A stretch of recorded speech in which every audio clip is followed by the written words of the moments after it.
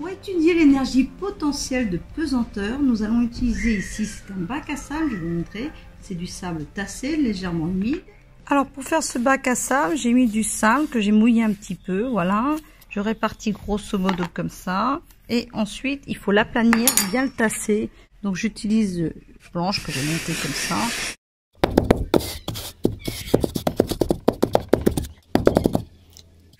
Voilà, on régamine jusqu'à temps d'avoir un truc parfait.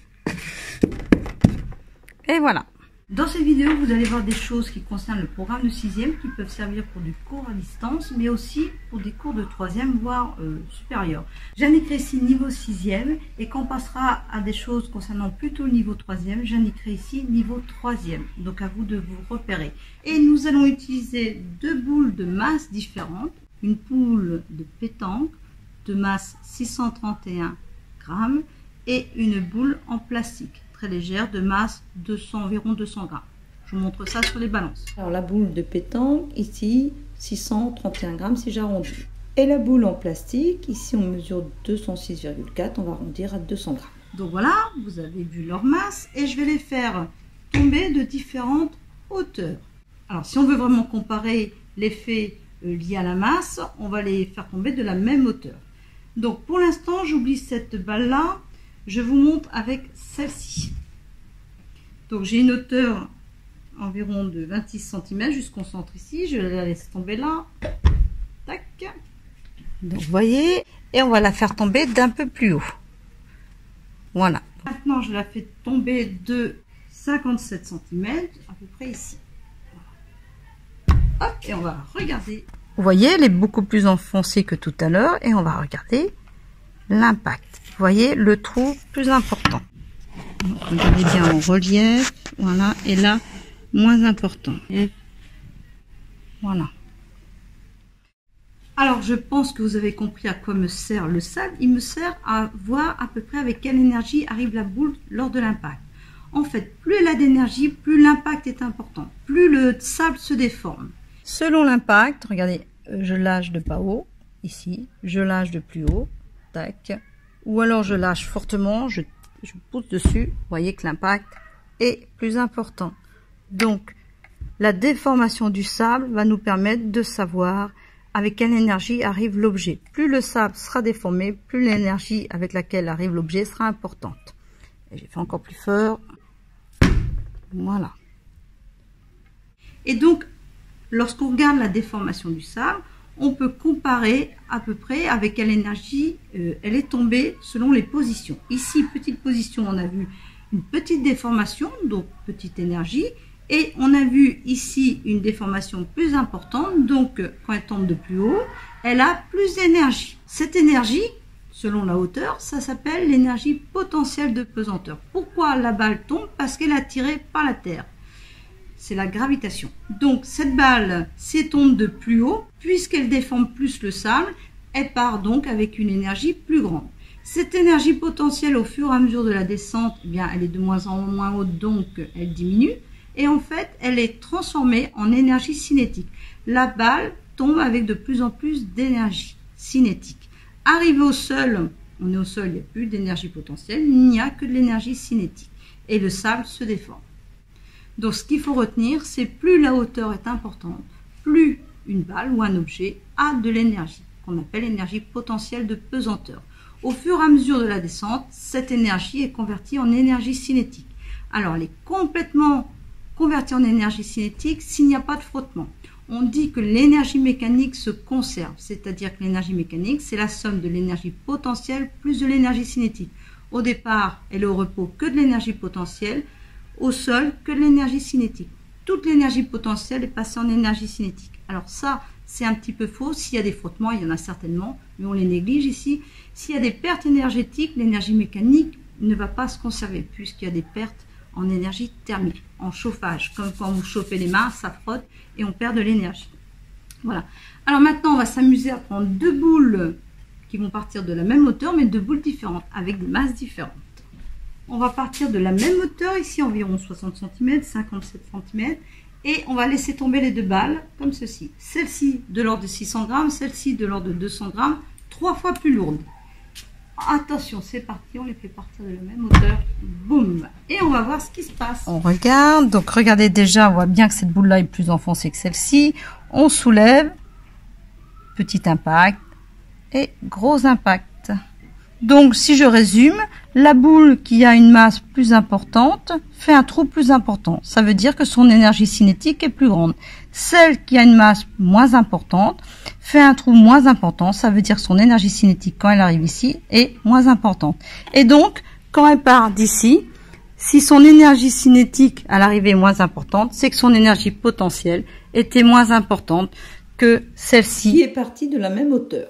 Et donc, ça veut dire que l'énergie potentielle dépend de la masse. Plus un objet a de la masse, plus son énergie potentielle est élevée.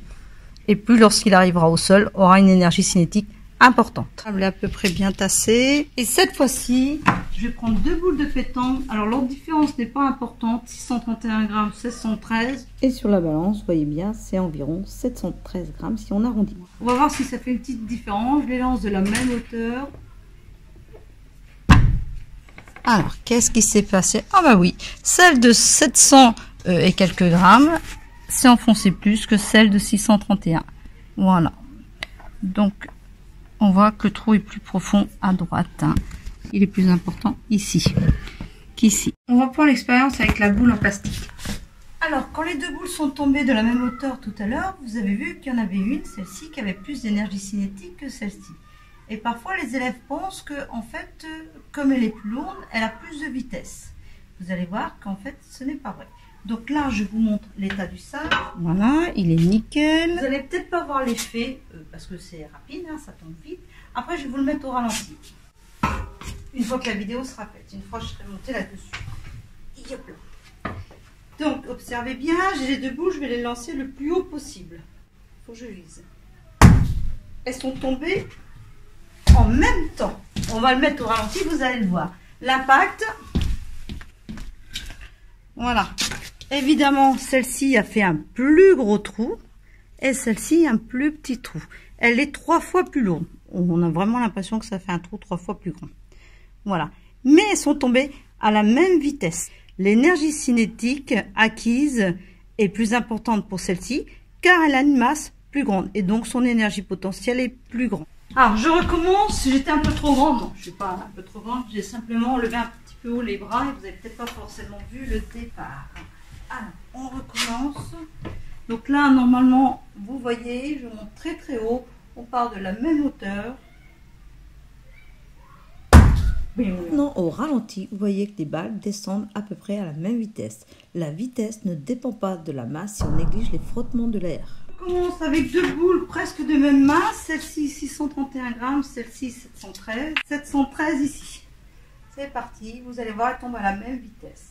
Par contre, le trou, l'énergie cinétique acquise ne sera pas la même puisque celle-ci a une masse plus grande. Donc son énergie potentielle, qui dépend de la masse, sera plus grande. C'est parti. Et maintenant, au ralenti, vous voyez à nouveau que les boules descendent à la même vitesse. Évidemment, celle de 713 grammes a fait un trou plus profond. Hein. Regardez, elle est plus enfoncée que celle-ci. On va enlever. Trou profond, mais un petit peu moins. Regardez, il est quand même important celui-là. Alors, par contre, quand la boule part de différentes hauteurs, on va le voir tout à l'heure, vous allez voir que sa vitesse augmente. Je vais faire tomber cette balle de différentes hauteurs et on va analyser mieux au niveau de la vitesse acquise. Alors, on vous explique tout ça. Donc là, petite hauteur, ici, hauteur moyenne, et hauteur beaucoup plus grande. Donc là, il ne s'agit pas de voir les impacts, on sait bien que ici, l'impact va être plus grand. On va analyser la vidéo. Alors là, j'utilise le logiciel Physi et je vais pointer, grâce au logiciel, la position de la balle toutes les 33 millisecondes. Alors des fois, c'est 32 millisecondes. Bon, c'est à peu près toujours les mêmes intervalles. Vous voyez que la distance parcourue par la balle, toutes les 33 millisecondes, est de plus en plus grande. Donc la vitesse augmente. Je refais la même chose pour la balle quand elle part de plus haut. C'est à nouveau toutes les 33 millisecondes. Vous voyez la distance parcourue est de plus en plus grande. Donc la vitesse de la balle augmente. Et maintenant, à la position la plus haute, toutes les 33 millisecondes. Alors, il y a eu un petit bug à un moment donné sur la vidéo, la balle va rester à la même position. C'est ici, donc voilà, ça reste à la même position. Il nous manquera juste une mesure. Ça continue et on voit que la distance à nouveau parcourue par la balle augmente toutes les 33 millisecondes. Et maintenant, on va comparer les trois images. J'ai mis les trois images correspondant à les trois hauteurs différentes. Et en fait, ces images sont à la même échelle. J'ai la référence ici avec le haut du tabouret et j'ai aussi la référence avec le haut du bac à sable. On vient de dire que la balle prenait de plus en plus de vitesse lorsqu'elle descendait. Et donc, quand elle part de haut, on voit ici que la vitesse est importante. On voit que la distance parcourue est grande pendant 33 millisecondes, alors qu'ici, elle est moins grande et ici, elle est encore moins grande.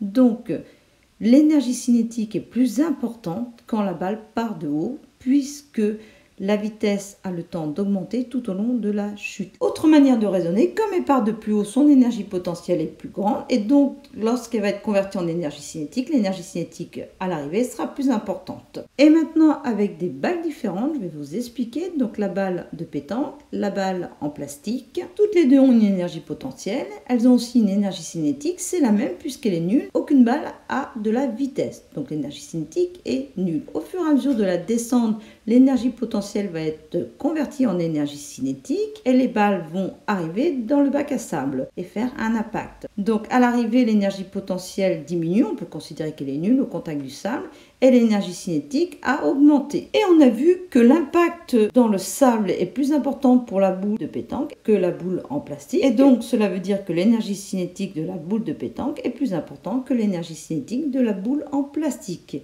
Ça veut dire aussi que lorsqu'elles sont parties, les boules en hauteur, la boule de pétanque avait forcément une énergie plus importante, puisque lorsqu'elle a converti son énergie en énergie cinétique, elle était plus grande. Et la boule en plastique avait une énergie potentielle plus petite, puisque son énergie cinétique à l'arrivée était plus petite. Donc ce qu'il faut retenir, c'est que l'énergie potentielle de pesanteur augmente lorsque la masse augmente. Et on a vu aussi lorsque la hauteur augmente. Dans cette vidéo, vous pourrez voir aussi que l'énergie potentielle dépend de la hauteur de chute. Ici, j'utilise des petites gouttes d'eau qui tombent.